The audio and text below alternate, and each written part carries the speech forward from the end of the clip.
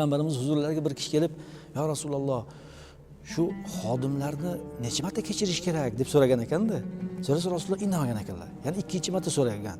"Ya Rasululloh, shu xodimlarni qo'l ostimizdagi odamlar necha marta kechirishimiz kerak?" deganda, yana endi uchinchi marta so'raganda Rasululloh aytgan ekanlarki, "Ufu anhu fi kulli yawmin 70 marra."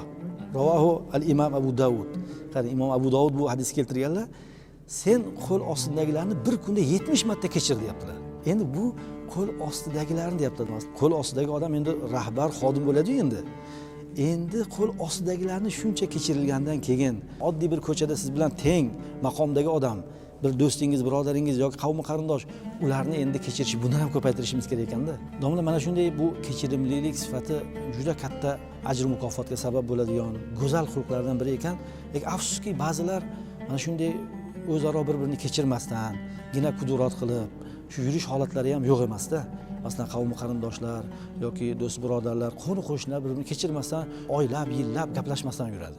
Mana shularning bir yomonligi haqida ham bir to'xtalib o'tsak marhamat. Aka-ukalar, yori birodar, do'st, turli xil holatlarda bir-biriga nisbatan gina qudrat paydo bo'ladi. Bu gina qudrat nimadan kelib chiqadi deyilsa, gina qudrat o'sha inson haqidagi bo'lmag'ur gaplarni tarqatishlik, g'iybat qilishlik yoki bo'lmasa unga nisbatan bo'xtonlarni tarqatishlik yoki bo'lmasa uni yaqinlar o'rtasini buzishlik holati bu jamiyatda bo'ladigan fitnaga sabab bo'ladi. Bu endi juda ham yomon illat. Hazrati Abu Bakr Siddiq radhiyallohu anhuni yaxshi bilamiz, payg'ambarimiz sollallohu alayhi vasallamga yoshlikdan do'st bo'lib, muloqotda bo'lishdi. Birinchilardan bo'lib islomni qabul qilgan zot, u kishini doimo yo'llarda ham suhbat bo'lib, hatto Rasululloh sollallohu alayhi vasallamning eng yaqin do'stlari bo'lganliklar uchun ham ikkovini o'rtalarida nifoq solishlikka juda ko'p harakatlar bo'lgan. Ulardan bittasi o'sha Me'roj voqeasi. Me'roj voqeasida Rasululloh sollallohu alayhi vasallam shuni xabarni berganlarida Abu Bakr Siddiqqa munofiqlar tez yetkazishdiki, "Mana qarang, osmonga chiqdim deyapti, Me'rojga ko'tarildim deyapti, Quddusga bordim deyapti. Siz nima deysiz shunga?"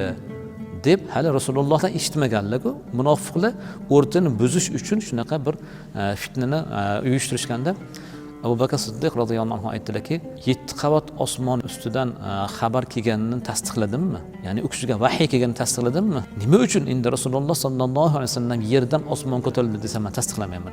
Albatta tasdiqlayman degan ekanlar. Mana shu voqeadan keyin Hazrat Abu Bakr Siddiqqa Siddiq degan sifatlarni berildi. Shunday zotni eng yaqinlari qizlariga nima bo'ldi? Fitna uyushtirildi. Abu Bakr Siddiq radhiyallohu anhu saxovatli inson dedilar. U kishini yaqinlari Mistoh radhiyallohu anhu bor edilar.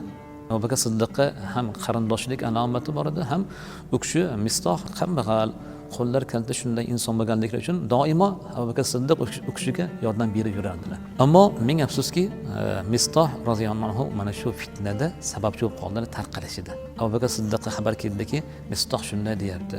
Bugundan boshlab Mistohga beradigan yordamimni to'xtatdim deb Hazrat Abu Bakr Siddiq to'xtatdilar.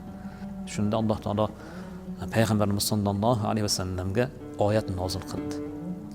A'udhu billahi minash shaytonir rojim.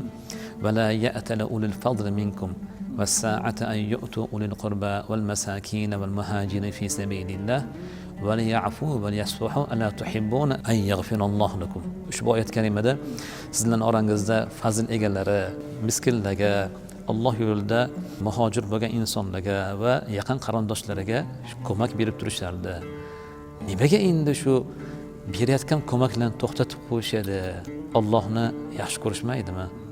Va ular kechirimli sifatga ega bo'lishmaydimi? Allohni fazlidan umidvor emasmi degan ma'noda Robbimiz Alloh taolo bu kishiga tanbih sifatida payg'ambarimiz sollallohu alayhi vasallamga oyat bilan bayon qildi.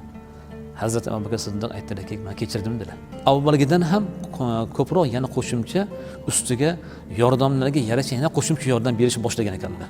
Shuning uchun albatta biz kechirsak, kechirimli bo'lsak, oilamizga, yaqinlarimizga, do'stlarimizga, aka-ukalar o'rtasida bo'ladigan holatlarda albatta bundan ehtiyot bo'lish kerak va doimo inson kechirimli bo'lsagina mana shunday ulkan ajrlarga ega bo'lar ekan.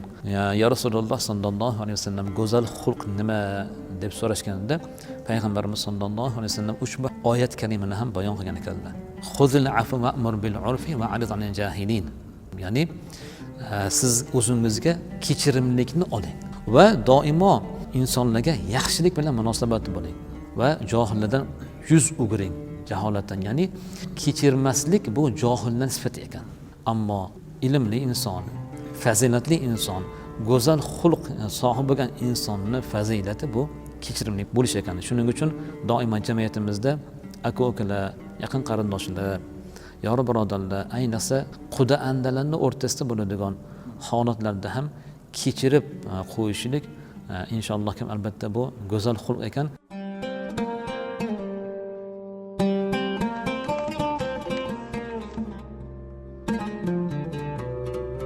Qiyomat kunida nido qiluvchi insonlarning xato va kamchiliklarini afv etganlar qayerda?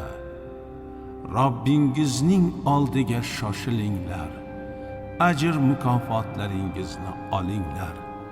Har bir kechirimli oliyjanob musulmonning jannatga kirishi haqdir deb aytadi. Hadis sharifdan.